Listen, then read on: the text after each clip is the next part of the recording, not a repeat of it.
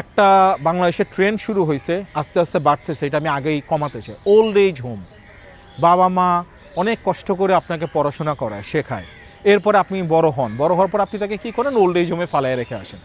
আমি যদি বাংলাদেশের সরকার হই আর যত মানুষ ওল্ড এজ হোমে আছে তাদেরকে আমরা ইন্টারভিউ নিব, তাদের সার্ভে করব, তাদের সন্তানরা যারা আছে ভালো অবস্থায়, যে খারাপ অবস্থা না, they can take care of their parents, যেভাবে তাদেরকে টেক কেয়ার করা হয়েছে বা তারা করে নাই, ওল্ড এজ হোমে ফেলে দিয়ে আসছে, এদেরকে বাংলাদেশের নাগরিকত্বে আমি উঠিয়ে নিবে। এরা কোনো প্রপার্টি সেল করতে পারবে না, এদের টোটাল অ্যাসেট সরকার ক্রোক করবে এবং তার বাবা মার বয়স্ক বাবা মার খেদমতে এটা খরচ হবে, মালিকানা তার বাবা মার কাছে চলে যাবে।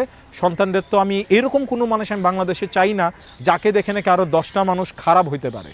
আমি ভালো মানুষই চাই, খারাপ কোনো মানুষ চাই না। এদের সবাইকে আমি সিটিজেনশিপ রিভোক করে দিব, বিদেশে চলে যাও, ওয়েস্টের মতো হইতে চাও ওয়েস্টে যাও, ওখানকার ভ্যালুস তুমি ক্যারি করো, দ্যাটস ইট। আমি 5টা